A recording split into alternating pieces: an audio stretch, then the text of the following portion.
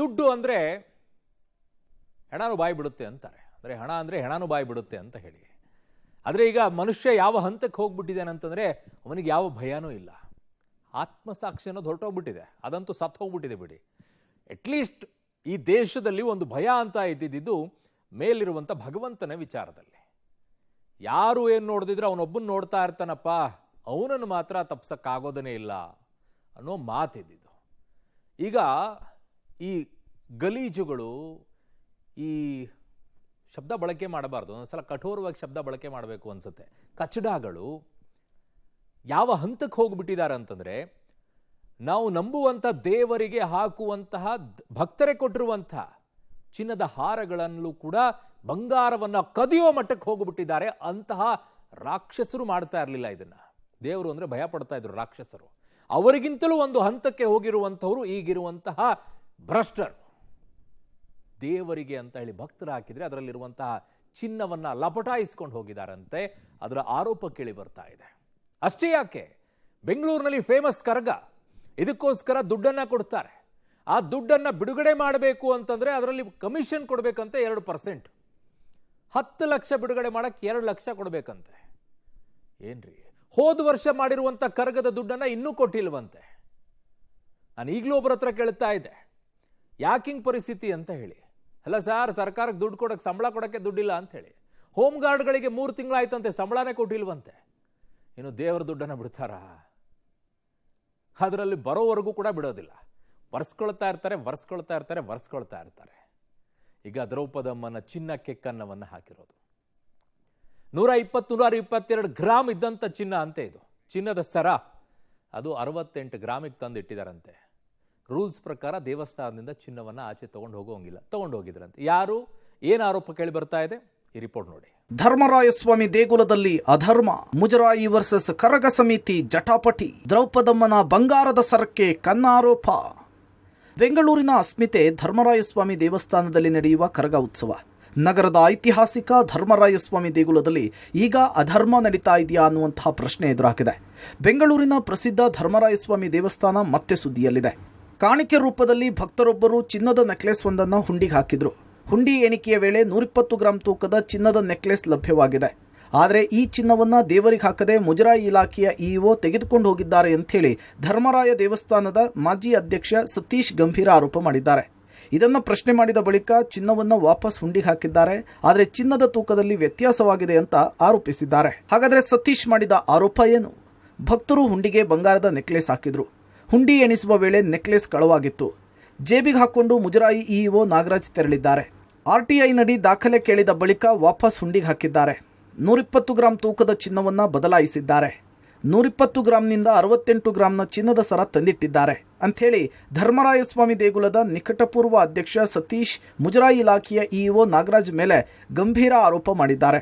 ಅಲ್ಲದೆ ನಾಗರಾಜ್ ವಾಪಸ್ ಹುಂಡಿಗೆ ಚಿನ್ನವನ್ನು ತಂದು ಹಾಕುವ ದೃಶ್ಯವನ್ನ ಬಿಡುಗಡೆ ಮಾಡಿದ್ದಾರೆ. ಅವತ್ತಿದ್ದ ಒಬ್ಬರು ಅಧಿಕಾರಿ ನನಗೆ ಫೋನ್ ಮುಖಾಂತರ ಹೇಳ್ತಾರೆ, ಇಲ್ಲ 122 ಗ್ರಾಮ್ ಏನೋ ಇದೆ ಒಡವೆ, ಅವ್ರ ಜೋಬೆಲ್ ಹಾಕೊಂಡ್ಬಿಟ್ರು ಅಂತ.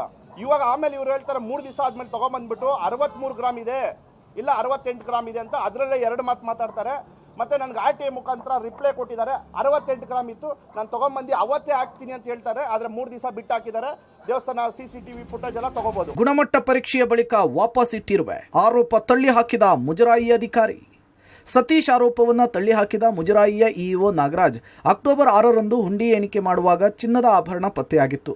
ಅದು ಅಸಲಿನ ನಕಲಿನ ಅಂತ ತಿಳಿಯೋದಕ್ಕೆ ಗುಣಮಟ್ಟದ ಪರೀಕ್ಷೆಗೆ ಬ್ಯಾಂಕಿಗೆ ಕೊಂಡೊಯ್ದಿದ್ವಿ. ಆದರೆ ಬ್ಯಾಂಕ್ ಸಿಬ್ಬಂದಿ ಇರಲಿಲ್ಲ. ಸರವನ್ನ ದೇವಾಲಯದಲ್ಲೇ ಉಳಿಸುವುದಕ್ಕೆ ಲಾಕರ್ ವ್ಯವಸ್ಥೆ ಇರಲಿಲ್ಲ. ಇದು ಬಿ ದರ್ಜೆಯ ದೇವಾಲಯ. ಅರ್ಚಕರ ಸುಪರ್ದಿಗೆ ನೀಡುವ ನಿಯಮವಿದೆ. ಆದರೆ ಹುಂಡಿ ಎಣಿಕೆ ವೇಳೆಯಾಗಲೇ ದೇವಾಲಯದ ಪ್ರಧಾನ ಅರ್ಚಕರನ್ನ ವಜಾ ಮಾಡಲಾಗಿತ್ತು ಮತ್ತು ಸಹಾಯಕ ಅರ್ಚಕರನ್ನ ಅಮಾನತು ಮಾಡಲಾಗಿತ್ತು. ಹೀಗಾಗಿ ದೇವಾಲಯದ ಬಳಿ ಇರುವಂತಹ ಚಿನ್ನದ ಅಂಗಡಿಯಲ್ಲಿಯೇ ಅಕ್ಟೋಬರ್ 6ರಂದು ಚಿನ್ನದ ಗುಣಮಟ್ಟ ಮತ್ತು ತೂಕವನ್ನು ಪರೀಕ್ಷಿಸಿ ತೆಗೆದುಕೊಂಡು ಹೋಗಿದ್ದೇವೆ. ಸೋಮವಾರ ಮತ್ತೆ ಬ್ಯಾಂಕ್ ಸಿಬ್ಬಂದಿ ಮೂಲಕ ಮತ್ತೊಮ್ಮೆ ಪರೀಕ್ಷೆ ಮಾಡಿ ಹುಂಡಿಗೆ ಆ ಚಿನ್ನದ ಸರವನ್ನು ಹಾಕಿದ್ದೇವೆ ಅಂತ ಪಬ್ಲಿಕ್ ಟಿವಿಗೆ ಇಒ ನಾಗರಾಜ್ ಸ್ಪಷ್ಟನೆ ಕೊಟ್ಟಿದ್ದಾರೆ. 6ನೇ ತಾರೀಕು ನಮಗೆ ಹುಂಡಿ ಕೌಂಟಿಂಗ್ಗೆ ಒಂದು ಆದೇಶ ಕೊಟ್ಟಿರ್ತಾರೆ. ಸೊ ಅವತ್ತು ಹುಂಡಿ ಕೌಂಟಿಂಗ್ ಮಾಡೋ ಸಮಯದಲ್ಲಿ ಒಂದು ನೆಕ್ಲೆಸ್ ಸಿಗ್ತೈತೆ. ಏನೋ 68 ಗ್ರಾಮು 16-18 ಮಿಲಿ ಇರುತ್ತೆ. ಅದನ್ನ ಏನು ಮಾಡ್ತೀವಿ ನಾವು, ಅಫ್ರೈಸ್ ಮಾಡಿಸ್ಬಿಟ್ಟು ಫಸ್ಟ್ ಪ್ಯೂರ್ ಗೋಲ್ಡಾ ಇಲ್ಲ ರೋಲ್ಡ್ ಗೋಲ್ಡಾ ಉಮ್ಮ ಗೋಲ್ಡಾ ಚೆಕ್ ಮಾಡಿಸಿ ಅದನ್ನು ಅಫ್ರೈಸ್ ಮಾಡಿಸ್ಬಿಟ್ಟು ಏನು ಮಾಡ್ತೀವಿ, ಇದು ಕೊಡ್ತೀವಿ, ಏನಕ್ಕೆ ರಿಜಿಸ್ಟರ್ ತೊಗೊತೀವಿ. ಅಲ್ಲಿ ಸೆಕ್ಯೂರಿಟಿ ಇಲ್ಲ ಮೇಯ್ನು. ಹಾಗಾಗಿ ಅದು ಹುಂಡಿನಲ್ಲೇ ಹಾಕಿದ್ರೆ ತಿರ್ಗಿ ಕಳ್ಳತನ ನಡಿಬೋದು ಅನ್ನೋ ಕಾರಣಕ್ಕೋಸ್ಕರ ನಾವೇನು ಮಾಡಿದ್ವಿ, ಅದನ್ನು ಆಫೀಸ್ ತೊಗೊಂಡೋದೆ. ದೇವಸ್ಥಾನ ಪಕ್ಕದಲ್ಲೇ ಒಂದು ಒಡವೆ ಅಂಗಡಿ ಇದೆ ಪಕ್ಕದಲ್ಲೇ, ಅಲ್ಲಿ ಹೋಗಿ ಪಕ್ಕದಲ್ಲೇ ತೋರಿಸಿದ್ವಿ. ಅವರು ನಿಂತ್ಕೊಂಡು ನೋಡಿಬಿಟ್ಟು ಚಿನ್ನನೇ ಇದ್ದಂಗಿದೆ, 68 ಗ್ರಾಮ್ 18 ಮಿಲಿ ಇದೆ ಅಂತ ಹೇಳಿದ್ರು ಅವರು. ಆಮೇಲೆ 7ನೇ ತಾರೀಕು ಭಾನುವಾರ ಇರೋ ಕಾರಣ 8ನೇ ತಾರೀಕು ಮಾರ್ನಿಂಗು ಅಫ್ರೈಸ್ ಮಾಡಿಸ್ಕೊಂಡು ತಗೊಂಡೋಗಿ ಆ ಹುಂಡಿ ಕ್ಯಾಮ್ರಾ ಮ್ಯಾನ್ ಅವ್ರನ್ನೇ ಕರ್ಕೊಂಡೋಗಿ ಟೆಂಪಲ್ ಪಾರ್ವತಿ ದಾರಿಗಳು ಸಮೇತ ಸಮ್ಮುಖದಲ್ಲಿ ಹುಂಡಿ ಒಳಗೆ ಹಾಕಿದ್ದೀವಿ. ದೇವರ ದುಡ್ಡಿಗೂ ಕಮಿಷನ್ ಆರೋಪ, 10 ಲಕ್ಷಕ್ಕೆ 2 ಲಕ್ಷ ಕಮಿಷನ್ ಆರೋಪ. ಕೇವಲ ಇದಿಷ್ಟೇ ಅಲ್ಲದೆ ಕರಗದ ದುಡ್ಡಿನಲ್ಲೂ ಕಮಿಷನ್ ಕೇಳಿರುವ ವಿಚಾರ ಬೆಳಕಿಗೆ ಬಂದಿದೆ. ಹುಂಡಿ ಎಣಿಕೆಯ ದುಡ್ಡಿಗೂ ಕಮಿಷನ್ ಕೇಳಿದ್ದಾರೆ ಅಂತ ಧರ್ಮರಾಯ ಸ್ವಾಮಿ ದೇವಸ್ಥಾನದ ಮಾಜಿ ಅಧ್ಯಕ್ಷ ಸತೀಶ್ ಗಂಭೀರವಾಗಿ ಆರೋಪ ಮಾಡಿದ್ದಾರೆ. 10 ಲಕ್ಷ ರೂಪಾಯಿಗೆ 2 ಲಕ್ಷ ನೀಡುವಂತೆ ಮುಜರಾಯಿ ಇಲಾಖೆ ಅಧಿಕಾರಿಗಳು ಕಮಿಷನ್ ಅನ್ನು ಕೇಳಿದ್ದಾರೆ ಅಂತ ಆರೋಪಿಸಿದ್ದಾರೆ. ಕಳೆದ ವರ್ಷ ಕರಗದ ಡೆಕೋರೇಷನ್ಗೆ ಹೂವಿನ ಅಲಂಕಾರಕ್ಕಂಥೇಳಿ ಮಾಡಿದಂತಹ ದುಡ್ಡನ್ನೇ ಇನ್ನೂ ಕೊಟ್ಟಿಲ್ಲ ಅಂತ ಆರೋಪಿಸಿದ್ದಾರೆ. ಈ ಮುಜರಾಯಿ ಇಲಾಖೆ ಹಾಗೂ ಧರ್ಮರಾಯ ಸ್ವಾಮಿ ದೇವಸ್ಥಾನದ ಮಾಜಿ ಅಧ್ಯಕ್ಷನ ಗಲಾಟೆ ಇದೀಗ ಬೀದಿಗೆ ಬಂದಂತಾಗಿದೆ. ದೇವಸ್ಥಾನದ ವ್ಯವಸ್ಥಾಪನಾ ಸಮಿತಿಯ ಆರೋಪ ಏನು? ಕರಗವನ್ನ ವಿಜೃಂಭಣೆಯಿಂದ ಆಚರಿಸಲು 1.5 ಕೋಟಿ ದುಡ್ಡು ಮೀಸಲು. ಈ ಬಾರಿ ಹೂವು ಲೈಟಿಂಗ್ಸ್ಗೆ ದುಡ್ಡು ಬಿಡುಗಡೆ ಆಗಿಲ್ಲ. 10 ಲಕ್ಷ ರಿಲೀಸ್ಗೆ 2 ಲಕ್ಷ ಕಮಿಷನ್ ಕೇಳ್ತಿದ್ದಾರೆ. ಕಮಿಷನ್ ಕೊಟ್ಟಿಲ್ಲ ಅಂದರೆ ದುಡ್ಡು ಬಿಡುಗಡೆ ಮಾಡಲ್ಲ. ಕಳೆದ ವರ್ಷ ಅಧಿಕಾರಿ 1.5 ಕೋಟಿಯಲ್ಲಿ ಕರಗ ಮಾಡಿದ್ದೇವೆ ಅಂತ ಹೇಳ್ತಾರೆ. ಈ ವರ್ಷ 40 ಲಕ್ಷ ಅಂತ ಹೇಳ್ತಾರೆ. ಇದು ಹೇಗೆ ಸಾಧ್ಯ ಅಂಥೇಳಿ ದೇಗುಲದ ಮಾಜಿ ಅಧ್ಯಕ್ಷ ಸತೀಶ್ ಆರೋಪಿಸಿದ್ದಾರೆ. 40 ಲಕ್ಷದಲ್ಲಿ ವಿಜೃಂಭಣೆ ಕರಗ ಮಾಡಿದಿರಿ ಅಂತ ಡಾಕ್ಯುಮೆಂಟ್ಸ್ ಸೃಷ್ಟಿ ಮಾಡಿದ್ದಾರೆ ಈ ಮುಜರಾಯಿ ಅವರು ಪಾಪ. ಆದರೆ ಈ 40 ಲಕ್ಷದಲ್ಲಿ ಯಾರಿಗೂ ದುಡ್ಡು ಕೊಟ್ಟಿಲ್ಲ ಕರಗ ಮಾಡಿದವ್ರಿಗೆ. ಯಾರು ಲೈಟಿಂಗ್ಸ್ ಹಾಕಿದ್ರೋ ನೀವು ನನ್ನೇನು ಕೇಳ್ತೀರಾ? ಟೆಂಡರ್ ಕ್ರಿಯೇಟ್ ಮಾಡ್ಕೊಂಡಿದ್ದಾರೆ, ಟೆಂಡರ್ ಅವ್ರನ್ನ ಕೇಳಿ ಅಂತಾರೆ. ಪಾಪ ಲೈಟಿಂಗ್ಸ್ ಹಾಕಿರೋದು ಈ ಅಮ್ಮ, ಇನ್ನೊಬ್ಬ ಯಾರೋ ನಾನು ಲೈಟಿಂಗ್ಸ್ ಹಾಕಿದೆ ಅಂತಾರೆ. ಪ್ರತಿ ವರ್ಷ ಈ ಅಮ್ಮ ನಾನು ಇವಾಗ ನೀವು ದುಡ್ಡು ಕೊಟ್ಟಿಲ್ಲ ನಾನು ಸೂಸೈಡ್ ಮಾಡ್ಕೊಂಡ್ಬಿಡ್ತೀನಿ ಅಂತಾರೆ. ಎಲ್ಲಿ ಯಾವ ಮಟ್ಟಿಗೆ ಹೋಯ್ತಿದ್ದು? ಮತ್ತೆ ಇವನಾರ ಕೊಡ್ತಾರೆ ಇವ್ರು ಹೇಳ್ತಾರೆ ಚೆಕ್ಕಲ್ಲೇ ಎಲ್ಲ ಮಾಡಬೇಕು ಅಂತ. ಇವ್ರನ್ನ ಕರೆದು 8 ಲಕ್ಷ ಕ್ಯಾಶ್ ಕೊಟ್ಟಿದ್ದಾರೆ ಮುಜರಾಯಿ ಅವರು. 8 ಲಕ್ಷ ಕ್ಯಾಶ್ ಕೊಟ್ಬಿಟ್ಟು ಇದನ್ನ ಎಲ್ಲೂ ಹೇಳ್ಬೇಡಿ, ನೀವು ಇಟ್ಕೊಳ್ಳಿ. ಇನ್ನು 32 ಲಕ್ಷನ ಅಧಿಕಾರಿಗಳು ತಿಂದಿದ್ದಾರೆ. ಕರಗ ಐತಿಹಾಸಿಕ ದ್ರೌಪದಿ ದೇವಸ್ಥಾನ ಏನಿದೆ ಅಲ್ಲಿ ಕರಗದ ದುಡ್ಡಿನಲ್ಲೂ ಕೂಡ ಮುಜರಾಯಿ ಇಲಾಖೆಯ ಅಧಿಕಾರಿಗಳು ಕಮಿಷನ್ ಅನ್ನ ಕೇಳಿದ್ರು ಅಂತ ದೇವಸ್ಥಾನದ ವ್ಯವಸ್ಥಾಪನಾ ಸಮಿತಿಯ ಮಾಜಿ ಅಧ್ಯಕ್ಷ ಸತೀಶ್ ಅವರು ಗಂಭೀರವಾಗಿರುವಂತಹ ಆರೋಪವನ್ನ ಮಾಡಿದ್ದಾರೆ. ಒಂದು ಒಂದು ಫ್ಲವರ್ ಡೆಕೋರೇಷನ್ ಇರ್ಬೋದು, ಜೊತೆಗೆ ಲೈಟಿಂಗ್ಸ್ ಮಾಡಿದವರು ಕರಗದ ಸಂದರ್ಭದಲ್ಲಿ ಯಾರಿಗೂ ಕೂಡ ದುಡ್ಡನ್ನೇ ಕೊಟ್ಟಿಲ್ಲ. ಇನ್ನು ದುಡ್ಡನ್ನ ಕೊಟ್ಟಿದ್ರು ಕೂಡ 10 ಲಕ್ಷಕ್ಕೆ 2 ಲಕ್ಷದಂತೆ ಕಮಿಷನ್ ಅನ್ನ ಡಿಮ್ಯಾಂಡ್ ಮಾಡಿದ್ದಾರೆ ಅನ್ನುವಂತಹ ಆರೋಪವನ್ನ ಸತೀಶ್ ಮುಜರಾಯಿ ಇಲಾಖೆಯ ಅಧಿಕಾರಿಗಳ ವಿರುದ್ಧ ಮಾಡಿದ್ದಾರೆ. ಚಿನ್ನದ ಹಾರ ಕೊಂಡೊಯ್ದ ಇಒ ಸಸ್ಪೆಂಡ್, ಪಬ್ಲಿಕ್ ಟಿವಿ ವರದಿ ಬೆನ್ನಲ್ಲೇ ಇಲಾಖೆ ಕ್ರಮ. ಇನ್ನು ದ್ರೌಪದಮ್ಮನ ಚಿನ್ನದ ಹಾರ ತೆಗೆದುಕೊಂಡು ಹೋಗಿದ್ದ ಅಧಿಕಾರಿಯ ತಲೆದಂಡವಾಗಿದೆ. ಮುಜರಾಯಿ ಇಲಾಖೆಯ ಇಒ ನಾಗರಾಜ್ರನ್ನ ಅಮಾನತು ಮಾಡಿರುವುದಾಗಿ ಪಬ್ಲಿಕ್ ಟಿವಿಗೆ ಮುಜರಾಯಿ ಇಲಾಖೆಯ ಆಯುಕ್ತ ಶರತ್ ಸ್ಪಷ್ಟನೆ ಕೊಟ್ಟಿದ್ದಾರೆ. ಧರ್ಮರಾಯ ಸ್ವಾಮಿ ದೇಗುಲದ ಮಾಜಿ ಅಧ್ಯಕ್ಷ ಸತೀಶ್ ಆರೋಪವನ್ನ ಮಾಡಿದ್ರು.